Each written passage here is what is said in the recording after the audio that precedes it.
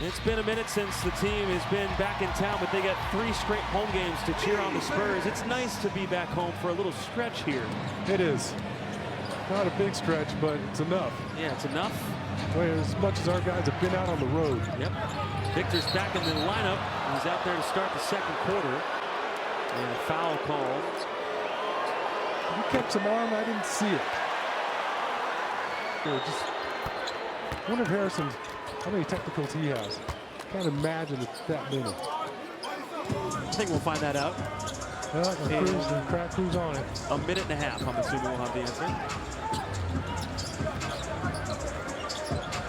Fox trying to dance.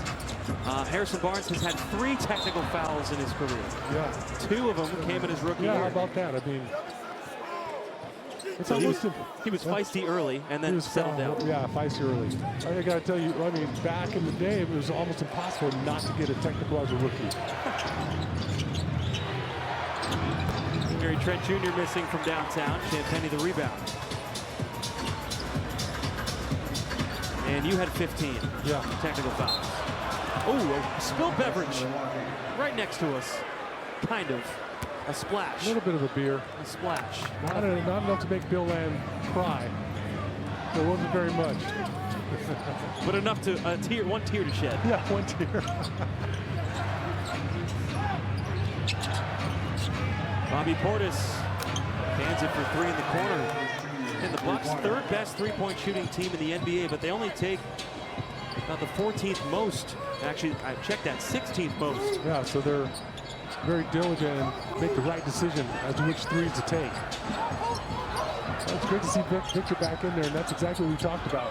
Rather see a knee than a non-contact injury. And so you shake it off, maybe has some extra padding in there, and he's back out on the floor. Barnes lost it. Good defense from Milwaukee. Looking to touch the ball there. All tied up at 31. Spurs have 7 turnovers in the first quarter, and then a foul called on Portis. It's the Milwaukee turnover. Great job by Dylan Harper battling Bobby Portis in the low block. Back to the beverage. Oh, pay attention. Here it comes. Oh! A little bit more than what I thought. Still not enough to make Bill Lamb. Oh, he hung on to the cup, so. Victor fading away. Now that's that 2-legged jumper that I like to see. As opposed to that first shot of the game where he leaves off 1 foot, you don't have enough power on your leg underneath you. Bobby Portis for 3. Milwaukee back up by 3. To the NASCAR Championship 4 race at Phoenix in 2025. Down and spend this time here in San Antonio. Do you look forward to the races where you're not going on an oval where it's on the infield, you're turning left and right a little bit more? Yeah, it is fun whenever we go road course racing. It's just something different. You know, we race 38 races a year and only 6 of them are road courses. So anytime you can go and be turning left, right, and just as a driver, you feel like you make a little bit more of a difference sometimes. And physically, they're way more demanding, so they're a lot of fun. The cars are obviously set up differently, right? I had an opportunity to go for a ride along and then drive at Texas Motor Speedway probably 15 or 20 years ago. I'll never forget going down the back straight where you're steering to the right and you keep the car straight. So you obviously can't have that kind of setup on a road course. Yeah, so on an oval, if you just let go of the wheel, the thing will just turn left. Where on a road course, when you let go of the wheel, it'll actually go straight. So yeah, totally different setup, different cars, all kinds of stuff. So yeah, it's crazy on the driver's side, just how much more work we have to put in for the road course stuff. Just with the, did I ever think in a million years it would happen? Absolutely not. But yeah, super thankful that it down the road. No, I was a good listener. Yeah, I always had stern orders about Wembanyama and Steph Castle. What did that mean to you to be Rookie of the Year, to kind of set the tone for your career? Yeah, it's really cool. Anytime you can be Rookie of the Year, there's always strong rookies coming in, no matter if it's the basketball court or the racetrack. And to be able to be the best rookie that year, there's a lot of pride that comes along with that. And just to kick your career off, right? It's a great thing to be able to do. Talk about some of your wins last season. Talladega, Darlington, or Pocono. Yeah, Darlington, Talladega.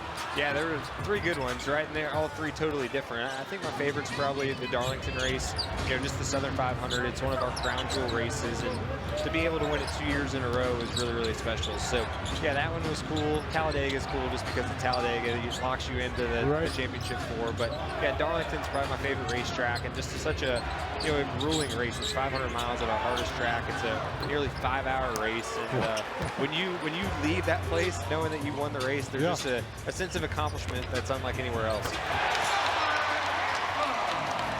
What can fans expect coming up in Austin March 1st for the race? It'll be interesting. You know, we're going to run a totally different package than we've ever ran before on the road courses. Way more horsepower, less downforce, so we're going to be slipping and sliding around a lot more. All right, that sounds fun. Yeah, it's definitely way more fun for us. So, yeah, it should be a great race. And it's so early in the season. You know, over the course of the offseason, all the teams are getting better. People are doing new things. And, you know, that's really the first race where you see where you're there tomorrow morning. You're going to spend the whole weekend there. I love that. You're a man of many surprises. How about this? Oh, there you go. Can you beat us? In the car with the driver, and he was giving me directions, so that was cool. I mean, I've been to driving school before, but to be in one of those cars, I mean, they are so violent. Yeah, people don't realize how much is going on in the car, how rough it is, how hot it is. There's a lot going on. Yeah, I mean, shaking, and you can feel the motor in your bones. Unbelievable sport. Portis misses the 3. We were talking during the break. This is your first time seeing Victor Wembanyama and Giannis Antetokounmpo in person. Yeah, it's crazy how big they are. Wemby's just like a freak of nature. Like I don't even know how to explain it. And Giannis is just jacked, right? Like anytime he wants to go to the hoop, you feel like he can. And the only person I feel like I can compare him to is I've seen LeBron play in person. And I feel like it's very similar. Like you just feel like anytime they really want to take it to the hole, they could do it. And the bobblehead, that means you're going home with the Spurs hat. Congratulations. Spurs fans happy right now. The Spurs in the middle of a 9-0 run. I guess we should have asked Chase Briscoe, NASCAR superstar, to stay with us. Wembanyama, a double-handed rejection. Castle gives it right back to him. Victor for 3. How about that? Beautiful looking 3-ball there. Nice penetration from Steph Castle. Reward the big dog. He's protecting the yard. Throw him a bone. 12-0 San Antonio run. Giannis falls down. Porter Jr. picks it up. Shot clock at 10. Rollins into Giannis. They double him for a second. Faces, fades away. Missed it. Wembanyama the rebound. Nice help there by Victor to kind of deter. Victor again. Off glass. On 15-0 Spurs run. And he plays it exactly right there, Jacob. He doesn't smile, look over the bench. He meant to do that. Fred That's Jr. the story I'm sticking to anyways. Yeah, I will take that story as well. Yeah, I think he was hyped up there. The ball sails on him, but it's on line, hits the glass, and falls for him. 15-3 run for San Antonio. Lindy Waters the third in his first minutes. Keldon catches, drives on Portis and got fouled. To 500 career blocks. Josh Smith, the youngest. 6'8" or 6'9", had long arms, really athletic, but he could get off the ground, but he was, you know, getting sneaky blocks and blocking on the ball. He wasn't a deterrent in the paint like Victor is, so Victor doesn't get as many opportunities again. I've talked about it as a lot of other guys out there. Victor's second youngest to 500, fourth fastest to 500. Kuzma misses the 3. Spurs push it up quickly. Keldon up and down. Yeah, a little bit of a hurry there.